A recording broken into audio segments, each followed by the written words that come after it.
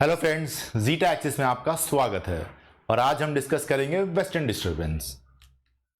हमारे देश में जो रेनफॉल होता है वो कई तरीके से होता है। इनकी कई प्रक्रियाएं हैं, जिसमें से एक है वेस्टर्न डिस्टरबेंस, दूसरा है प्री मानसून रेनफॉल, तीसरा मानसून रेनफॉल और चौथा रिट्रीटिंग मानसून रेनफॉल्स। इस वीडियो में हम वेस्टर्न डिस्टरबेंस डिस्कस करेंगे और बाकी के हम आने वाले लेक्चर्स में डिस्कस करेंगे, जिसका लिंक आपको डिस्क्रिप्शन में मिल जाएगा। तो वेस्टर्न डिस्टरबेंस जो होता है वो एक एक्स्ट्रा ट्रॉपिकल साइक्लोन है जो मेडिटेरियन रीजन पे डेवलप होता है और जेट स्ट्रीम्स के द्वारा इंडिया की ओर लाया जाता है।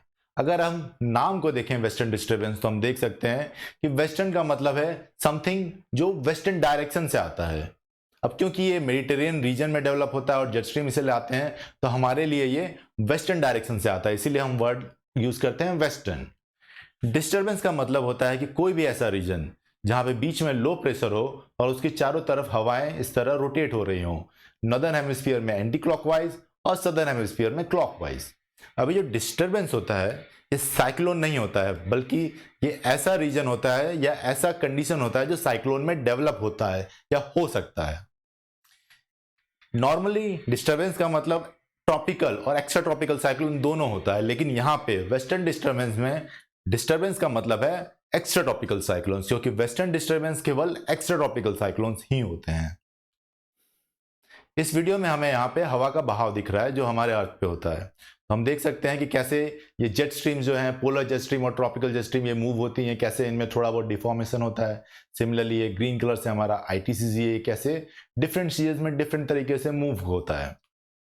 हालांकि ये भी एक अप्रोक्सीमेशन है, ये एग्जैक्ट मूवमेंट नहीं दिखा रहा है, बट ये आपको एक अच्छी खासी अंडरस्टैंडिंग दे देगा कि कैसे ये सारी चीजें जो होती हैं डायनामिकली मूव होती हैं। अब अगर हम विंटर सीजन को देखें, तो विंटर सीजन में क्या होता है कि सन जो होता है वो ट्रॉपिक ऑफ कैप्रिकॉर्न के ऊपर होता है, और हमारा आईटीसीजेड जहां पे दोनों हेमिस्फीयर की हवाएं मिलती हैं वो भी ट्रॉपिक ऑफ कैप्रिकॉर्न के काफी पास होता है, यानी कि ये सदर्न हेमिस्फीयर में, हमारा इक्वेटर करीब यहां से गुजरता है, तो ये हमारा जो हुआ ये सदर्न हेमिस्फीयर में है। ये हमारा ट्रॉपिकल रीजन है। यहाँ पे गर्म हवाएं होती हैं, क्योंकि यहाँ पे जो होता है हीटिंग जो होती है वो सनलाइट से होती है। यहाँ पे सन के रेज ऑलमोस्ट डायरेक्टली रीच करते हैं, पर ये टेम्परेट रीजन है और यहाँ पे सन के रेज जो है बहुत ही स्लांट होते हैं, इसलिए यहाँ पे ठंडी हवाएं होती हैं। और ये जो है ये बॉर्डर होता है, यहाँ पे गर्म हवाएं और ठंडी हवाओं का फ्रंट बनता है, और इसी फ्रंटल एक्टिविटी के कारण यहाँ पे बहुत सारे साइक्लोन्स जनरेट होते हैं। यहाँ पे आप देख सकते हैं कि एक एक्स्ट्रा ट्रॉपिकल साइक्लोन है जो मेडिटेरियन रीजन के ऊपर डेवलप हुआ है। अब ये एक्स्ट्रा ट्रॉपिकल साइक्लोन इस जेट स्ट्रीम के द्वारा, जो कि मेडिटेरियन रीजन से होता हुआ हमारे इंडियन सब कॉन्टिनेंट पे आता है, ये इस एक्स्ट्रा ट्रॉपिकल साइक्लोन को हमारी ओर ढकेलता है या खींच के ले आता है, और इसके कारण हमें पूरे इंडियन सब कॉन्टिनेंट में, right from Punjab to Bangladesh, हमें इसका इफेक्ट दिखता है। आप यहाँ पे देख सकते हैं कि ये पूरा रीजन पे इसका इफेक्ट होता है।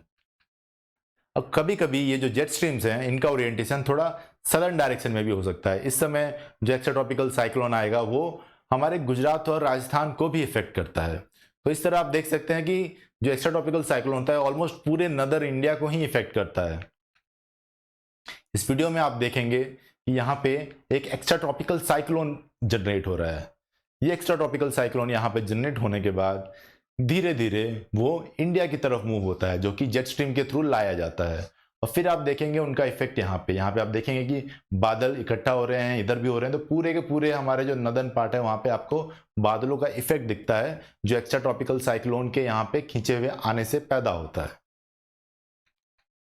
इस वीडियो में आप देखेंगे कि बहुत सारे एक्स्ट्रा ट्रॉपिकल साइक्लोन जो यहाँ पे ओवर द ईयर जनरेट होते हैं वो यहाँ पे खींचे लाए जाते हैं जेट स्ट्रीम से, और यहाँ पे हम देख सकते हैं कि कैसे उनके कारण यहाँ पे बादलों का फॉर्मेशन हो रहा है और कैसे फिर ये यहीं पे रेन देते हैं। तो एक सीजन में, यानी कि एक वेस्टर्न डिस्टर्बेंस के सीजन में जो कि दिसंबर से फरवरी तक होता है, उसके बीच में हमें करीब 5-6 एक्स्ट्रा ट्रॉपिकल के साइक्लोन्स आ जाते हैं। तो ये बेसिकली एक साइकिल नहीं होता है, इसमें बहुत सारे एक्स्ट्रा ट्रॉपिकल साइक्लोन्स आते हैं। ये हमारा दिल्ली का एनुअल रेनफॉल है जो मंथ वाइज दिखाता है कि कैसे रेनफॉल होता है। यहाँ पे आप देखिएगा कि जनवरी और फरवरी और दिसंबर में रेनफॉल जो है थोड़ा सा ज्यादा बढ़ जाता है कंपेयर टू नवंबर और मार्च के। तो ये बेसिकली वेस्टर्न डिस्टर्बेंस का इफेक्ट है। सिमिलरली अगर आप लखनऊ को देखेंगे तो यहाँ पे भी जनवरी और फरवरी में थोड़ा सा ज्यादा रेनफॉल हो रहा है। आप देख रहे हैं कि कर्व कैसे नीचे की ओर जा रहा है और यहाँ पे कैसे ये कर्व ऊपर की ओर जा रहा है।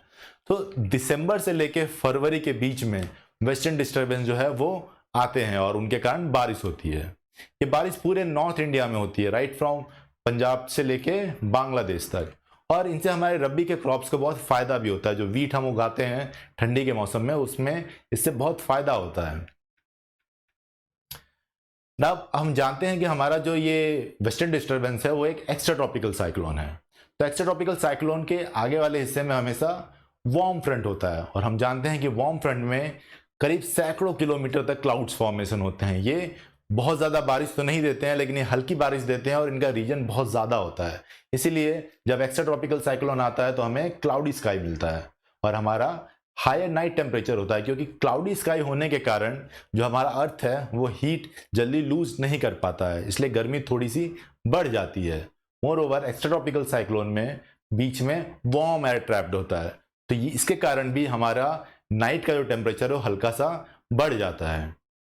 बारिश तो होती है क्योंकि यहाँ पे इतने सारे क्लाउड्स होते हैं जो एक्स्ट्रा ट्रॉपिकल साइक्लोन में आते हैं, तो उनके कारण बारिश होती है। अब क्योंकि ये बारिश हमारी ठंडी के मौसम में होती है, इसके कारण हमारा टेम्परेचर और कम हो जाता है, इसीलिए कोल्ड वेव आता है। और क्योंकि ठंडी बढ़ जाती है, इसके कारण हमें सुबह सुबह फॉग्स भी देखने को मिलते हैं अक्रॉस द नदर्न इंडिया। अगर ये वेस्टर्न डिस्टर्बेंस में बारिश बहुत ज़्यादा हो जाए तो इसके कारण हमारे जो रबी के क्रॉप्स होते हैं वो डैमेज हो जाते हैं। फ्लड्स भी आते हैं कई जगह, हमारे लद्दाख के फ्लड्स भी इसी वेस्टर्न डिस्टर्बेंस के कारण आए थे 2009 या 2010 में। और कुछ लोग कहते हैं कि जो उत्तराखंड का जो फ्लैश फ्लड था वो भी वेस्टर्न डिस्टर्बेंस के कारण ही ट्रिगर हुआ था। वेस्टर्न डिस्टर्बेंस जब ठंडे प्रदेशों में जाता है तो उसके कारण वहाँ पे स्नोफॉल होता है, बहुत हैवी स्नोफॉल होता है और जिसके कारण एवलांचेस भी आते हैं। तो आप देख सकते हैं कि एक्सेसिव बारिश होने के कारण या एक्सेसिव प्रेसिपिटेशन होने के कारण कई जगह फ्लडेज, एवलांचेस या क्रॉप डैमेजेस भी हो सकते हैं। तो कुछ मामलों में वेस्टर्न डिस्टर्बेंस अच्छा है, जैसे वो रबी क्रॉप्स के लिए पानी देता है, लेकिन अगर एक्सेसिव बारिश होने लगे तो उसके कारण नुकसान भी ज़्यादा ही होते हैं। उम्मीद करते हैं आपको वेस्टर्न डिस्टर्बेंस का हमारा ये वीडियो अच्छा लगा होगा और आप हमारे वीडियो को लाइक और सब्सक्राइब ज़रूर करेंगे। अगर अच्छा लगा हो तो प्लीज़ अपने दोस्तों के साथ शेयर भी करें। Thank you.